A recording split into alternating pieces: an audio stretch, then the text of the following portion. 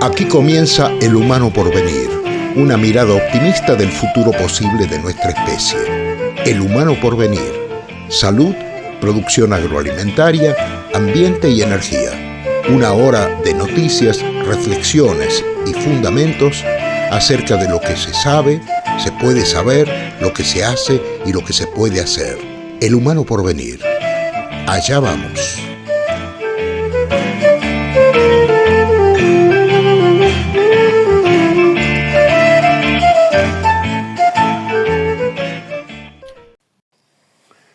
Hola de nuevo, gracias por estar ahí. Arrancamos acá con el 9º capítulo de esta serie. Desde un par de emisiones atrás, venimos sumergidos en el universo microscópico en el que se cocina la vida, familiarizándonos con los agentes microbianos que la hacen posible, virus, bacterias, hongos y su influencia capital en el desarrollo de los organismos superiores. Un universo que intentamos recorrer de la mano del conocimiento científico, es decir, del conocimiento más rigurosamente controlado posible acerca de la naturaleza de estos procesos. Lo hacemos por si te interesa en general, porque te sirve para entender cómo cuidar tu salud, o porque ves en ese horizonte tu propio interés de desarrollo profesional o comercial o como docente, o porque te incumbe como consumidor o consumidora de alimentos o de los servicios de las políticas públicas y por tu participación ciudadana a través de los mecanismos sociales que te involucran. El conocimiento está ahí, creciente y cada vez más preciso, apto para encarar el proceso posible en casi todos los aspectos que inciden en nuestra supervivencia como especie. Julio. No somos invulnerables, doña Onírica. Ya sé. Somos Perfectibles. perfectibles. ¿Cómo anda usted?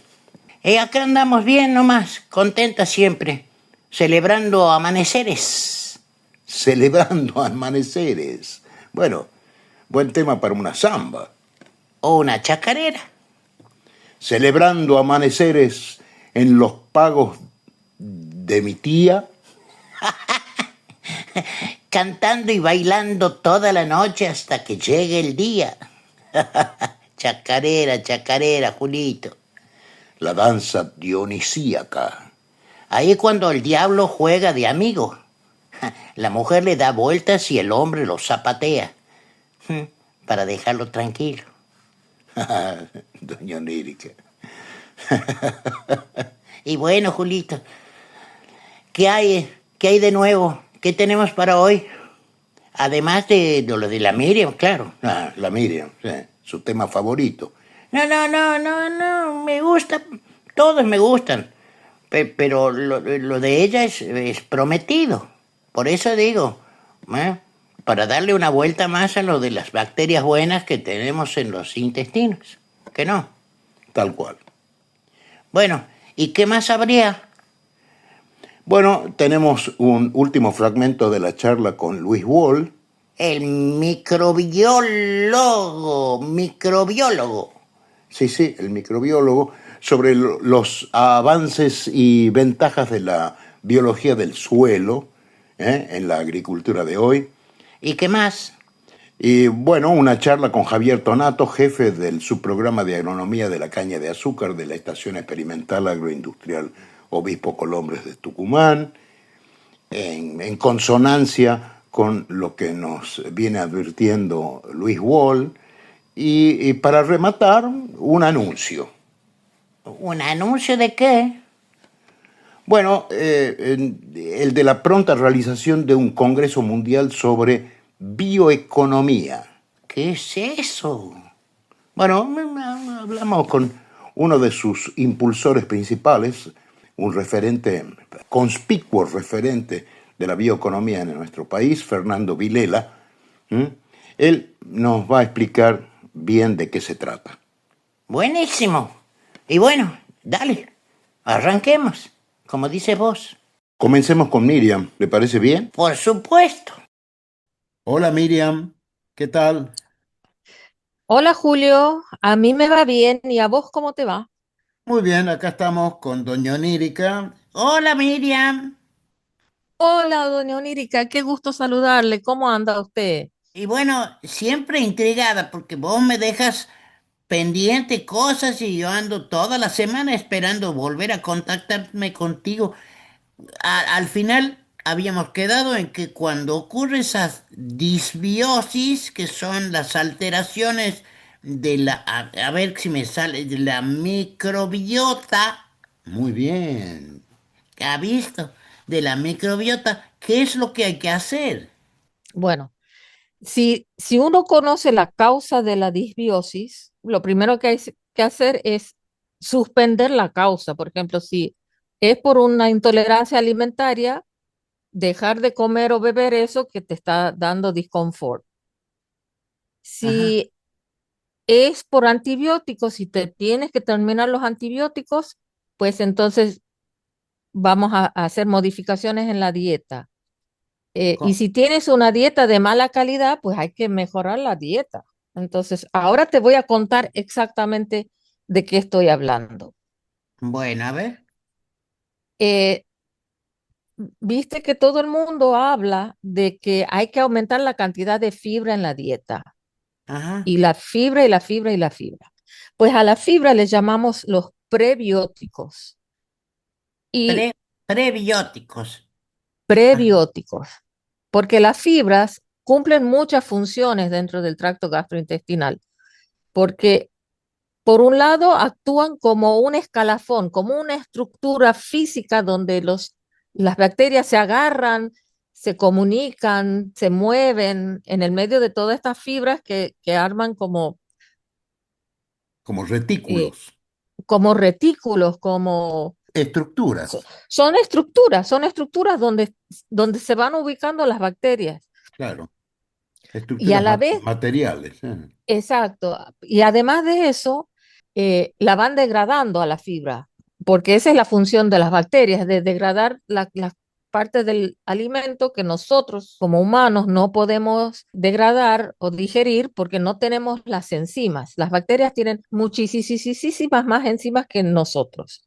Ajá. Entonces, y hay diferentes calidades de fibra. Hay fibras que son solubles y digeribles y otras fibras que son insolubles e indigeribles. Entonces, cada cual tiene su función en la dieta. Entonces, ¿de dónde vamos a obtener la fibra? Cuando la ingerimos, ¿verdad? Con la comida, con la dieta, la vamos a obtener de los granos integrales y el salvado. Por ejemplo, el salvado es una fibra insoluble. Las leguminosas, que son los porotos, las lentejas, frutas y verduras, El garbanzo. el garbanzo, las frutas y las verduras, por ejemplo, y aquí la literatura resalta mucho la calidad de la fibra de la achicoria, de las cebollas, del ajo, de la papa, De la como que batata esos, también. y de la patata también, Sí, sí, se la nota la fibra de la batata, ¿has visto cómo es? ajá, la zanahoria, el apio, todo eso tiene mucha fibra. Bien. También hay suplementos farmacéuticos, ¿verdad? Que vos vas a la farmacia y compras un suplemento de fibra y te la tomas, y esos son fibras que son solubles. Pues Ah, además de que hacen un gel en el vaso de agua, son solubles y las bacterias las pueden digerir. ajá. Pero además, a veces es necesario cambiar la calidad de las bacterias que tenemos en el intestino, porque, por ejemplo, cuando tomamos antibióticos y barremos con todas esas bacterias buenas, porque son más vulnerables al antibiótico, pues hay que reponerlas. Y hay mucha gente que prefiere hacerlo antes que después. Entonces, se vienen unos suplementos alimentarios también, que son probióticos, que son diferentes tipos de bacterias que vienen ya sea en cápsulas o para adicionar a la comida, en un polvo, vienen en diferentes formatos.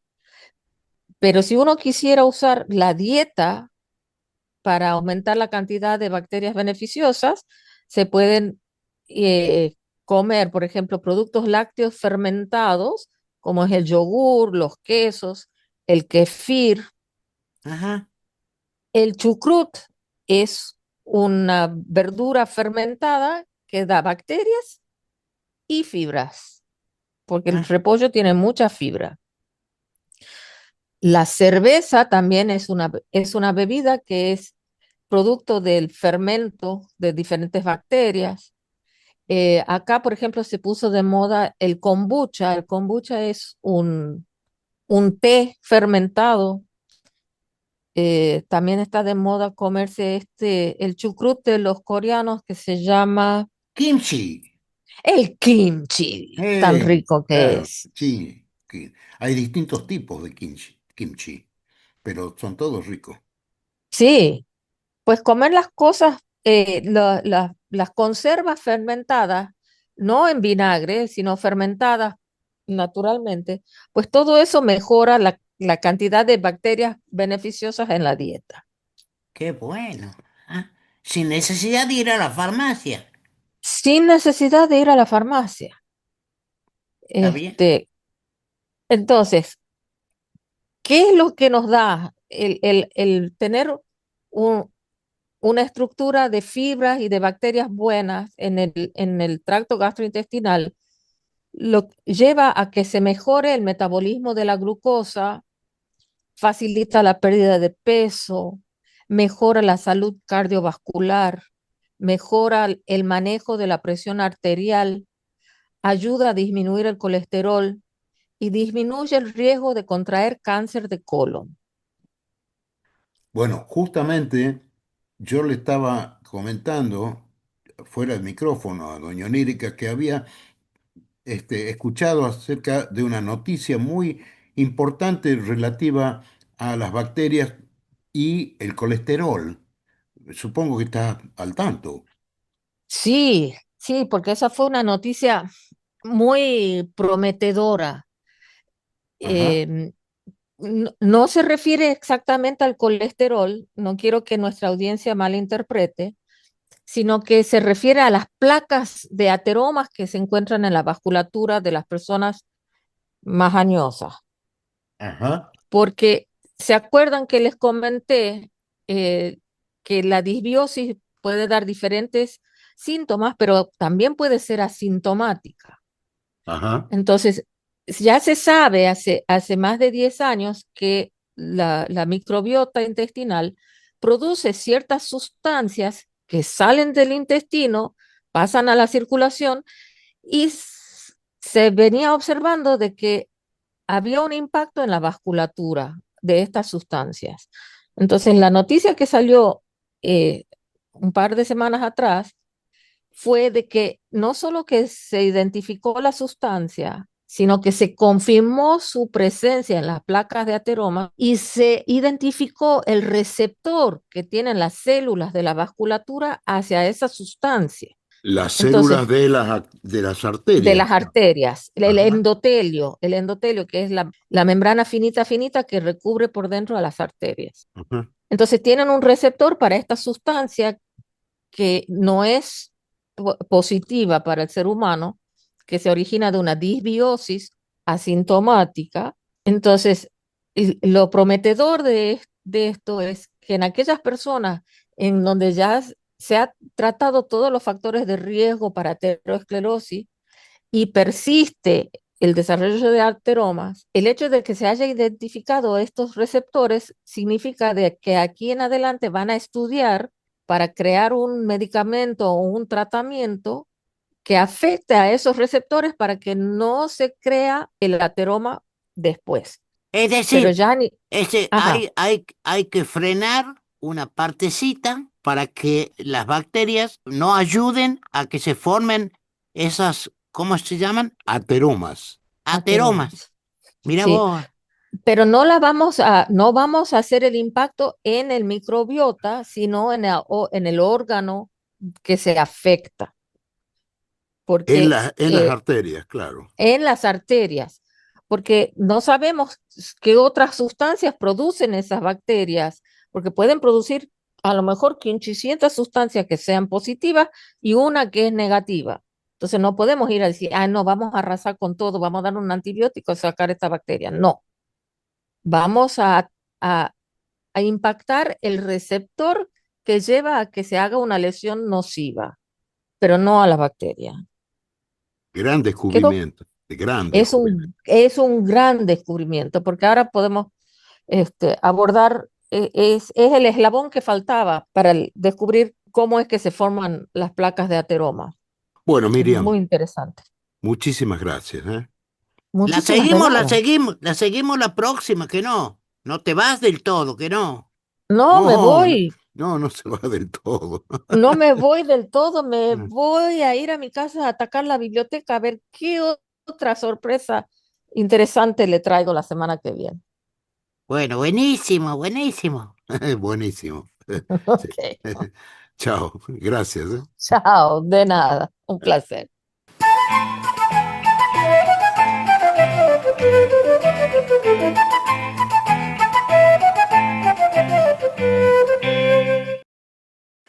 Bueno, muy interesante como siempre lo de Miriam, pero vamos ahora a escuchar el final de esa larga charla que tuvimos con Luis Wall, en la que con su particular optimismo y entusiasmo nos describía la importancia de tener en cuenta la biología del suelo como camino para avanzar hacia prácticas agronómicas más sustentables, basadas en las propiedades de la naturaleza.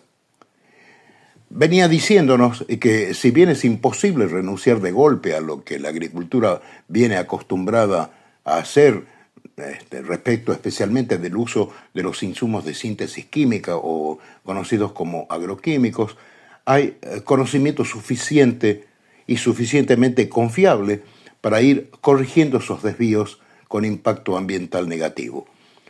Una mirada optimista como la que nos resulta atractiva a nosotros. ¿Lo escuchamos? Dale. Lo que sí es absolutamente necesario es aplicar el conocimiento o tener el conocimiento presente.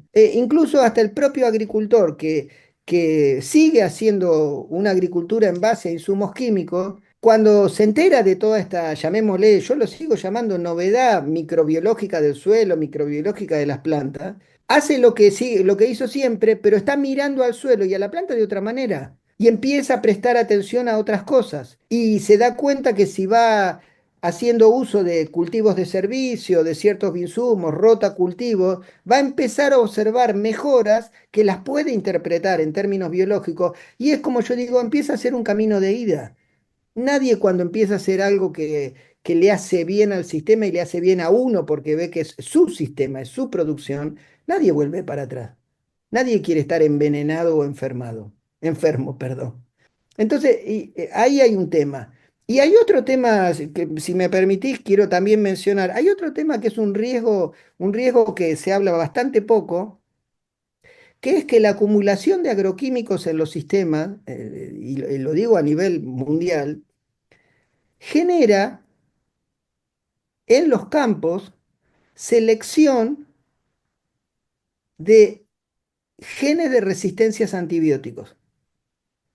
Porque los genes de resistencias a antibióticos son naturales, son como herramientas, si se quiere, de defensa que hay entre los microorganismos que se atacan con antibióticos. Hay una, lo que vos decías, una guerra por espacios y por recursos a todas las escalas, a todos los niveles. Entonces, si una bacteria, un actinomycete o un hongo produce antibióticos para sacarse de encima la invasión de ciertas bacterias, va a controlar los niveles. Entonces la bacteria, para no morirse, genera resistencias a esos antibióticos. Lo que ocurre con los genes de resistencia a antibióticos, que son como elementos, como yo lo digo, es un ejemplo de aprendizaje y enseñanza y transferencia de conocimiento a nivel microbiano.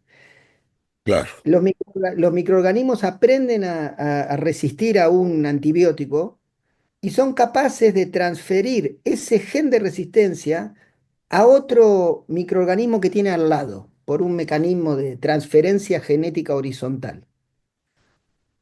Sí, Y ahí me parece que también hay un factor que se está estudiando incluso en medicina, que son los fagos, que son Claro. los virus de las bacterias que inciden en la capacidad de resistencia, le otorgan resistencia o susceptibilidad al genoma de las bacterias frente a distintos eventos naturales, e incluso resistencia a los antibióticos.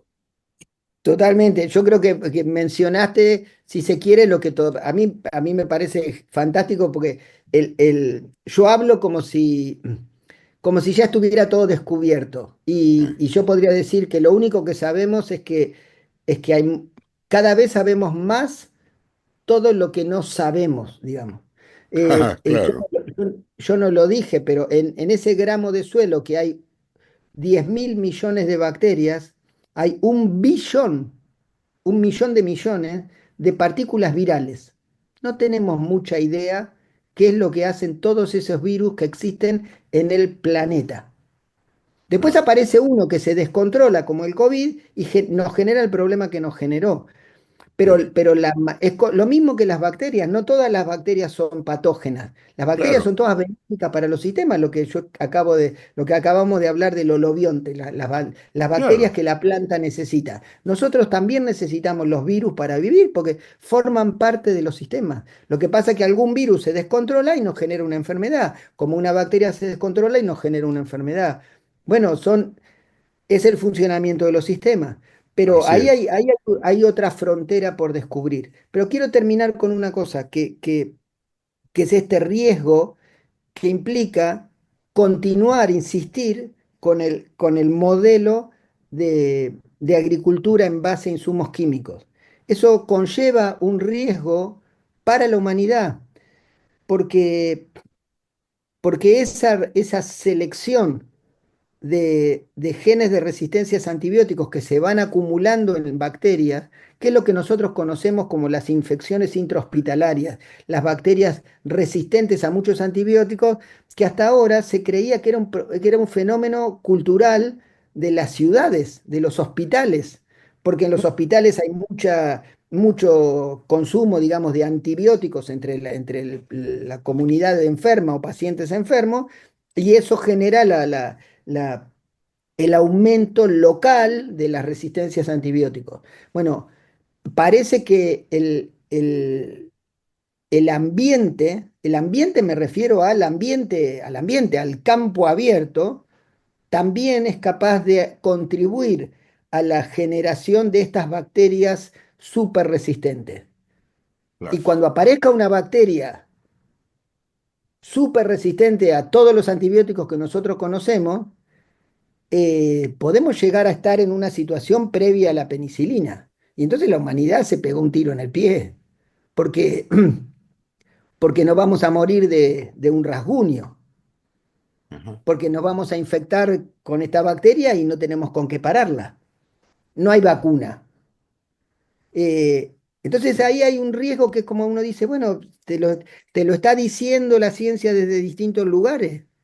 Eh, no sigamos poniendo como argumento la necesidad de la mayor producción de alimentos. Si los alimentos en este momento se producen en enormes cantidades y hay un gran problema de distribución. Si no, ¿cómo se explica que cada tanto en la misma Argentina los productores tiran la leche en los bordes de los caminos o hacen protestas tirando fruta en las plazas públicas? La Ajá. comida no es que falte. Entonces ahí hay un sistema, está todo conectado. Eso es lo interesante. Y a mí, insisto con esto, gran parte de la solución tiene que ver con empezar a meter la biología del suelo y la biología de la planta en los sistemas productivos y hacerlo en base a conocimiento, manejar los sistemas con ese conocimiento e ir generando esa transición hacia una nueva agricultura sostenible, que va dando ejemplos en distintos lugares del mundo y en distintos sistemas. Y me faltaría un concepto agregar que no es menor, que lo que existe hoy, lo que el conocimiento también desarrolló en los últimos años, son herramientas de medición de esos cambios en el suelo eh, y en los suelos adheridos a las raíces de las plantas. Uno hoy tiene herramientas para analizar esos microbiomas, para analizar esa biología del suelo, esa microbiología del suelo, como quien hace análisis clínicos, ¿no? O sea, nosotros como seres humanos manejamos nuestra salud con análisis clínico, sabemos cómo tenemos que tener los niveles de glucosa, de triglicéridos, de enzimas. Bueno, empezamos a tener herramientas que nos permiten medir la salud del suelo. Y como yo les había planteado hoy, que la salud del suelo termina determinando la salud de las plantas y la calidad, la seguridad alimentaria, la calidad alimentaria en términos de salud de la producción de alimentos, todo eso se puede medir. Entonces, a veces el cambio en ese manejo es muy razonable que el productor diga, bueno, pero yo no veo la mejora. Porque a veces uno está acostumbrado a que decir, la mejora es que la materia orgánica del suelo aumente. Bueno, el aumento de la materia orgánica en el suelo es como el último índice que se mueve y que sube, que lleva tiempo que aumente significativamente.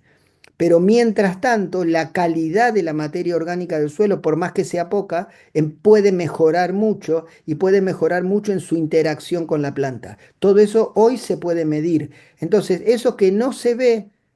Hoy hay indicadores de salud, indicadores biológicos de análisis de suelo que empiezan a estar disponibles para el productor, para las empresas de insumos, para generar herramientas que digan, bueno, por este lado va este manejo, esta manera de hacer la transición. Eso se puede medir. No es que tengo que confiar en la palabra de un científico que me habla durante 20 minutos y me machaca la cabeza con una idea de algo que yo no veo. Bueno, algo de eso se puede mostrar, se lo puede hacer visible. Y eso para mí es un cambio radical, muy importante en términos de apoyar esta transición. Porque no es una transición, no es una cuestión de fe, es una cuestión de manejo del sistema material. Y hay elementos que permiten diagnosticar si uno con ese manejo, ese cambio que está haciendo va en el sentido de regenerar suelo o va en el sentido de seguir degradando el suelo. Va en el sentido de generar más salud o va en el sentido de generar más potenciales problemas de enfermedades. Eso se puede medir.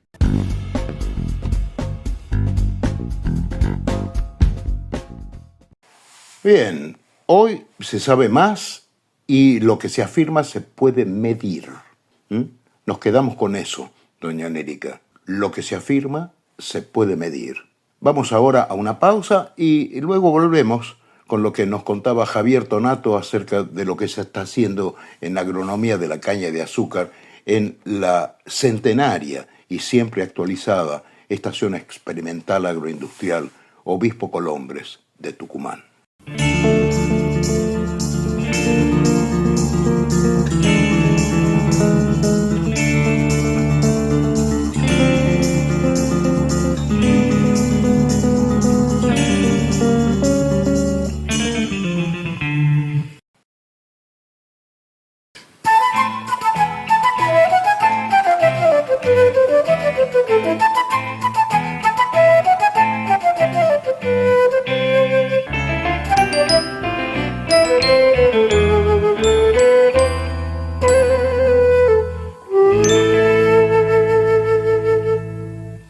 Bueno, acá estamos de regreso.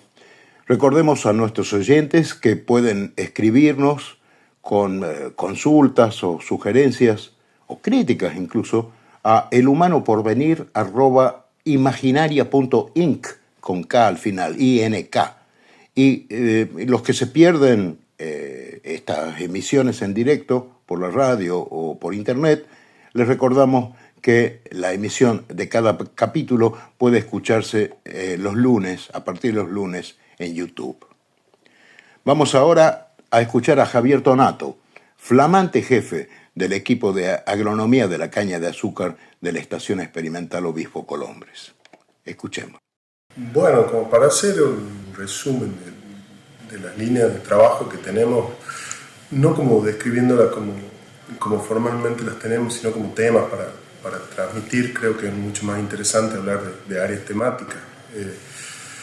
Tenemos áreas muy grandes que tienen que ver con el desarrollo de bioproductos, que hoy es un área que está en plena expansión, buscar soluciones basadas en la naturaleza. Creemos que hay un potencial muy, muy grande que todavía no hemos logrado explorar ni un pequeño porcentaje de todo el potencial que hay en la naturaleza. Creo que como investigadores, como productores y como industria, como sistema de producción en general, siempre nos hemos enfocado en lo que el hombre podía producir, y hoy creo que el cambio de paradigma es lo que la naturaleza nos puede ofrecer para solucionar lo que los hombres hemos hecho.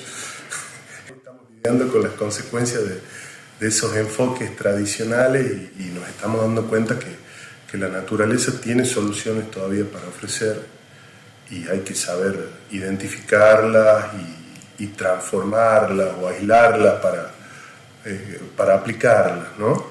¿Ejemplos? Ejemplo de eso, bueno, algo muy, muy trillado ya, pero que es muy, muy bueno para que la gente lo entienda, los biofertilizantes, por ejemplo, que se han logrado imponer y ganar un lugar en el mercado porque generan un efecto de aumento de producción, un efecto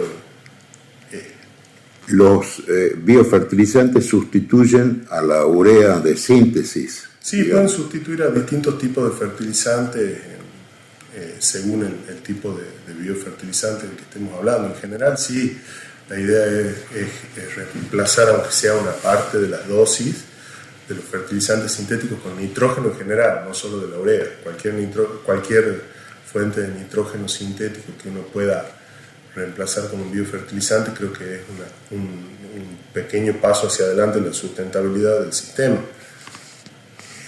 Eso mejora la calidad de los suelos o evita el deterioro de los suelos y la evaporación de gases.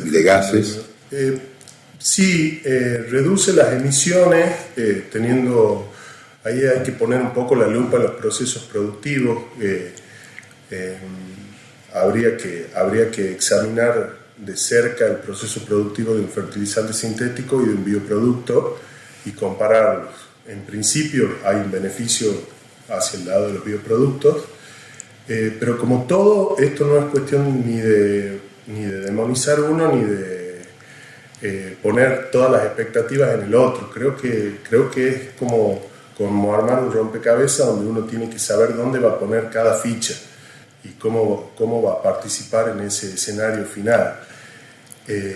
Sí hay en principio una reducción de emisiones, pero eso se cuantifica después. O sea, en cada caso puede haber una tendencia, puede haber un impacto mayor, un impacto menor, porque si pensamos en los sistemas productivos tenemos muchísimos factores que intervienen: clima, manejo, el hombre, las variedades, los insumos que usás. Entonces ahí es donde se empieza a componer esa foto, y el resultado final de las emisiones no es solo uno de los factores, sino en la sumatoria de todos ellos.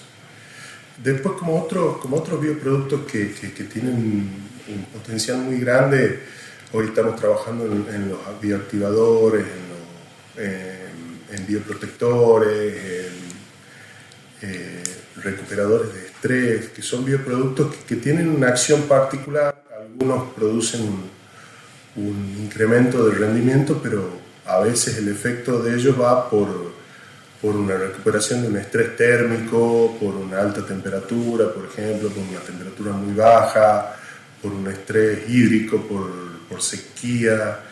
Permiten una recuperación más acelerada del cultivo. Entonces, tienen ese efecto benéfico. Hay otros que generan algún tipo de protección contra alguna enfermedad. creo que ahí hay toda una paleta de productos donde hay que poner los próximos esfuerzos, porque si bien los biofertilizantes todavía creo que tienen mucho para ofrecer, es un área que está muy explorada, muy aprovechada ya, y todas estas nuevas alternativas creo que son sumamente interesantes para complementar otro tipo de productos o ofrecer otro tipo de soluciones para el cultivo. El uso de la caña como directamente para fines energéticos se está contemplando en forma especial, o es indistinta el cultivo de una y para uno y otro fin. No, hoy en día el cultivo en la Argentina pasa por dos lugares, pasa por producción de alimento y producción de energía. La caña tiene la capacidad, tiene el potencial de ofrecer muchísimas cosas. La que primero hemos descubierto era el azúcar, la alimentación, pero después se ha introducido el aspecto energético de caña de azúcar, y todavía hay un montón de otros productos que tienen que ver con otro tipo de industrias que agregan valor a caña de azúcar, donde todavía hay que explotarlo full, hay que explotarlo mucho. Volviendo a lo que decíamos de bioenergía, hoy el foco está puesto en producción en cantidad de toneladas por hectárea y el contenido de azúcares que tenga esa caña. A partir de esos azúcares yo voy a poder desarrollar, o voy a poder obtener tanto bioenergía, bioetanol como azúcar. Entonces, hoy no está enfocada una caña, un cultivo hacia la energía o una caña hacia azúcar exclusivamente.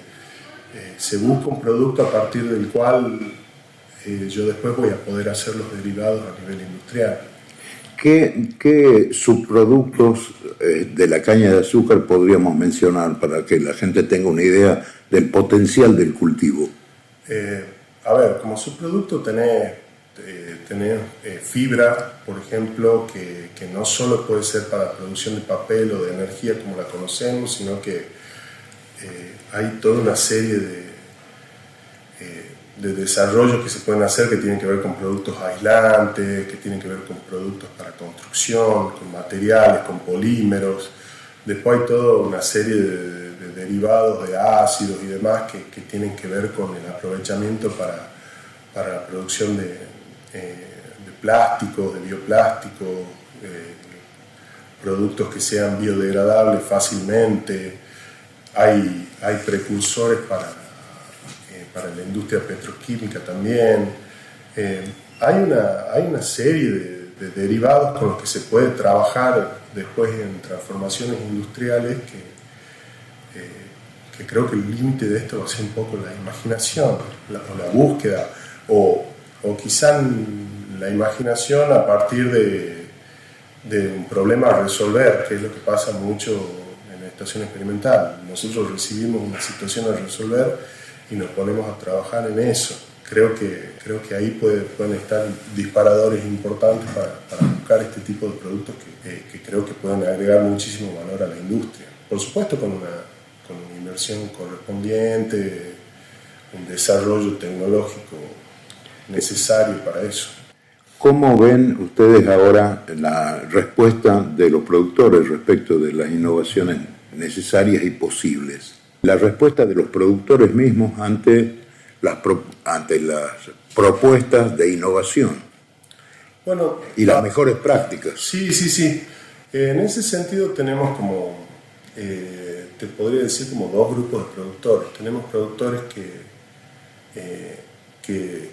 son muy propensos a tomar tecnología, a adoptar, incluso la demandan, están demandando constantemente innovaciones, o tengo esta situación que puedo hacer, cómo la resuelvo, y trabajan en una relación muy estrecha con los investigadores, y con ellos es fácil la transferencia tecnológica y se genera esa sinergia de tengo una situación, cómo la resuelvo, buscamos la alternativa y la aplicamos a la solución.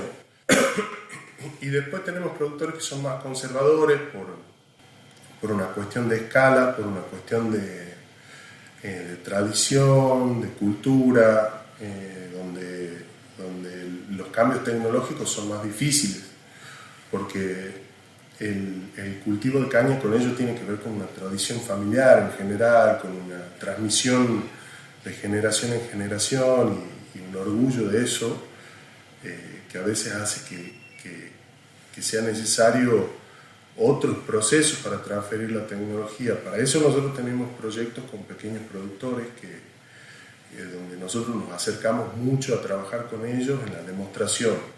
Establecemos pequeñas parcelas, no experimentales, sino demostrativas.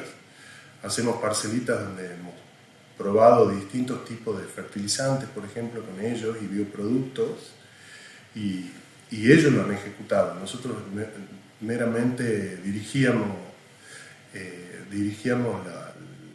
manejo que había que hacer, ellos lo probaban, ellos lo evaluaban y las respuestas han sido buenísimas, porque ahí no quedaba duda. Cuando uno va a mostrar un resultado, siempre queda la duda de cómo se ha hecho, será verdad, cómo han obtenido esos rendimientos.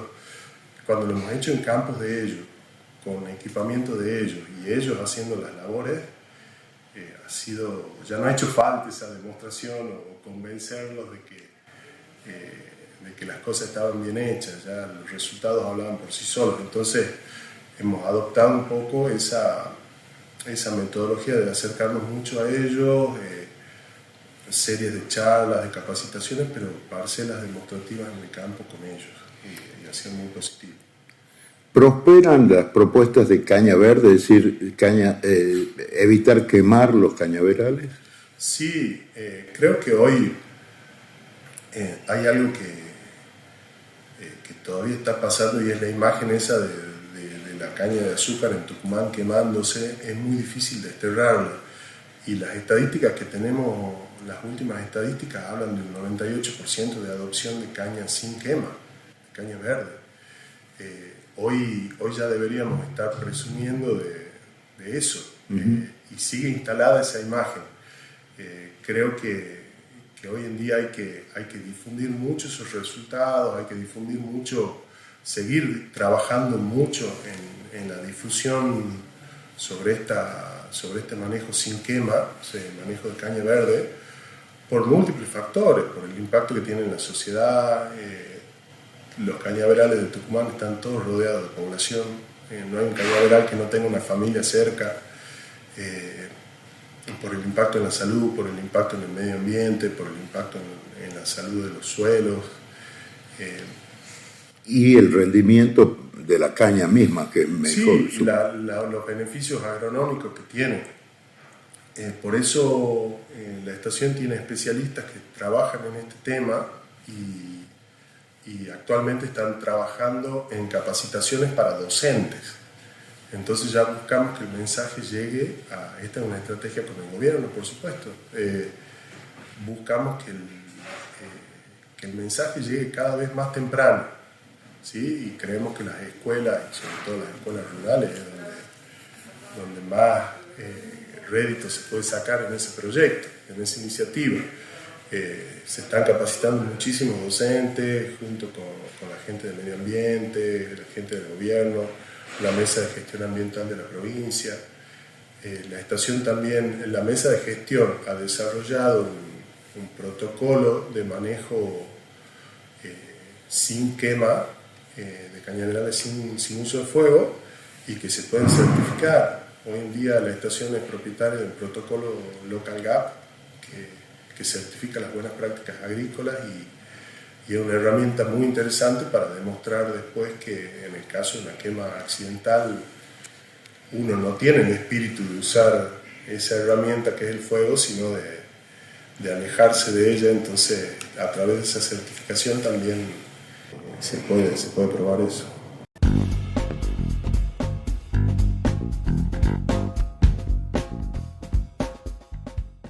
Bueno, ya ve, doña Onírica, distintos cultivos, la misma tendencia actual. Una agricultura más amigable y rendidora, mayor productividad, una agricultura más amigable y rendidora, con mayor productividad y menores costos, tanto económicos como ambientales. Así vamos, por ahí vamos. Vamos ahora al anuncio. A ese anuncio de ese congreso. Ajá, el Congreso Mundial de Bioeconomía, acerca de todo lo que se puede hacer con, como la llama el propio Fernando Vilela, con quien hablamos, la vaca viva en este país. Escuchemos. El 25 de agosto, en el Hotel Hilton de la ciudad de Buenos Aires, en Puerto Madero, se va a realizar una tercera edición del Congreso Agregado del Valor, Cumbre Mundial de la Bioeconomía, organizada por agroempresario.com. Este evento lo que trata es de resaltar justamente la bioeconomía como uno de los elementos centrales del desarrollo federal.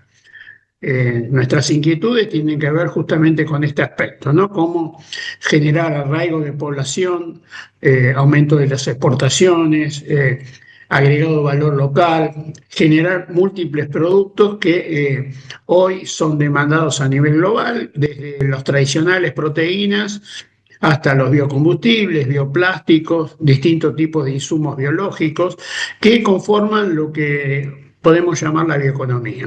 ¿Qué es la bioeconomía? Entonces es a partir de productos biológicos, vegetales, animales, producidos en forma consciente por el ser humano o provenientes de la naturaleza, obtener múltiples productos que satisfagan necesidades de la población: alimentación, abrigo, materiales para la construcción, materiales para la salud, bioplásticos, etc. O sea, cómo utilizar la fotosíntesis para transformar el sistema productivo en un sistema más sostenible, más amigable con el medio ambiente.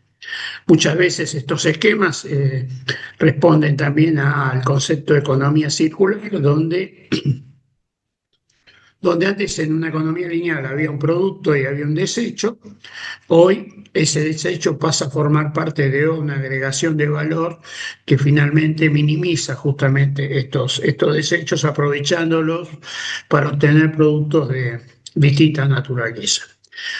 Todo este conjunto de actividades, desde la más tradicional de la agricultura a la más moderna, son las que yo denomino vaca viva, ¿no? La vaca viva que genera la mayor cantidad de trabajo en el conjunto de los territorios de Argentina, es la actividad más federal, es la principal dadora de trabajo privado en casi todas las provincias de la Argentina, y que genera, por ejemplo, el año pasado un saldo entre importaciones y exportaciones de más de 38.000 millones de dólares.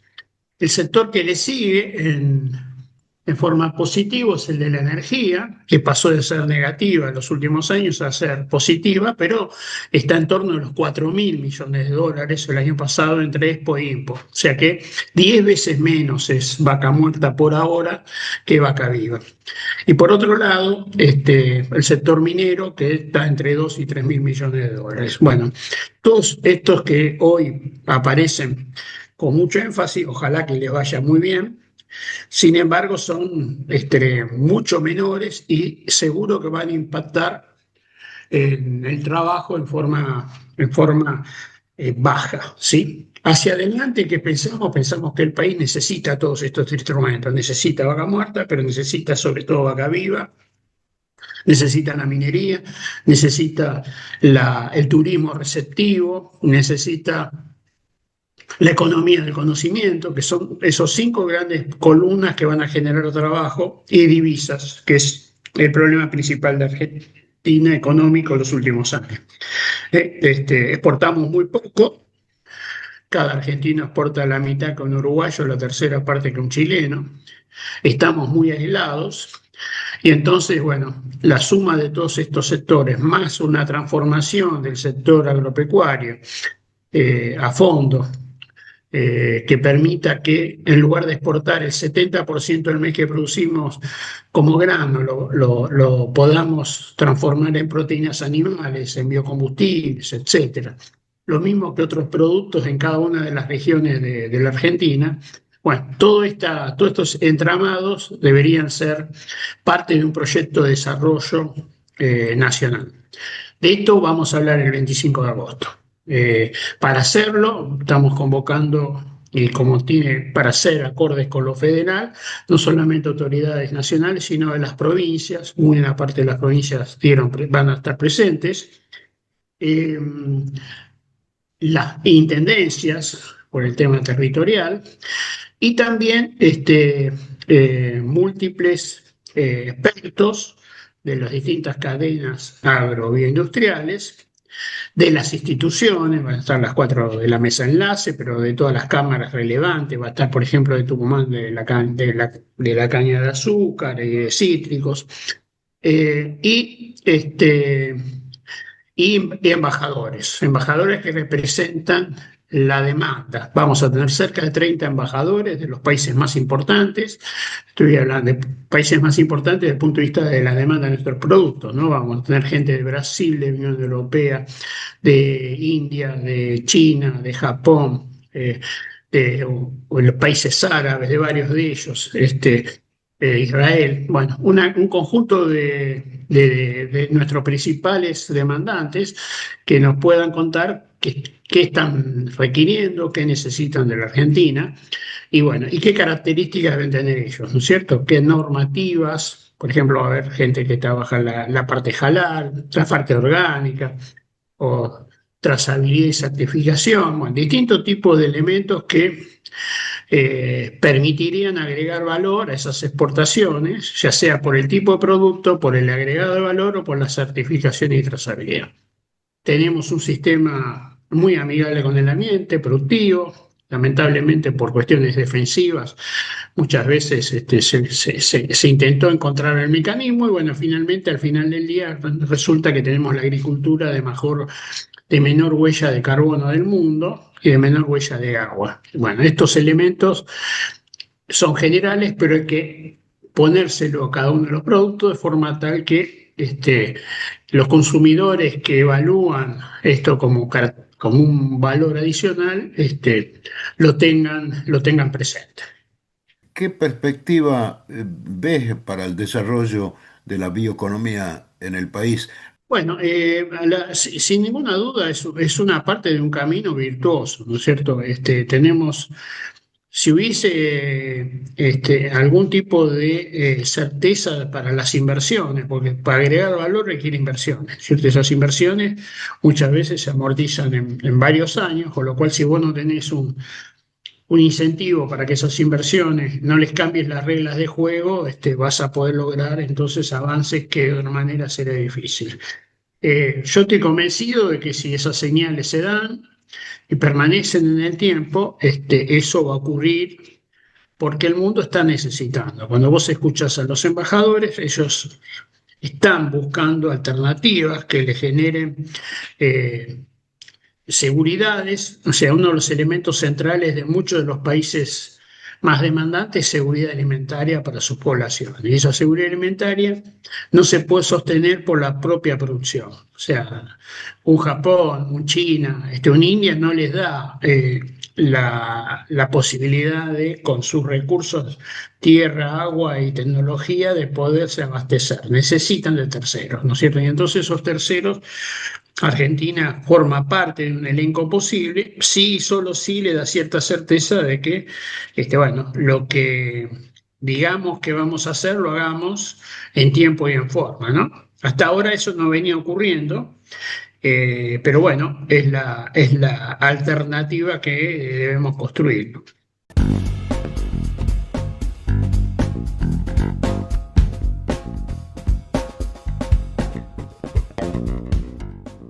Y bien, doña Onírica, llegamos así al final del 9º capítulo de hoy. Hay mucho más por venir en las próximas emisiones. Allá vamos.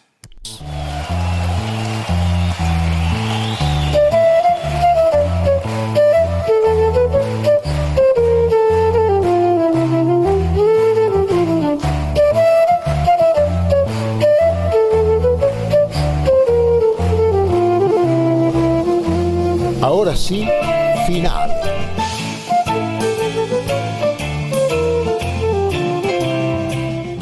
Será entonces hasta el próximo capítulo de esto que hemos llamado El Humano Porvenir.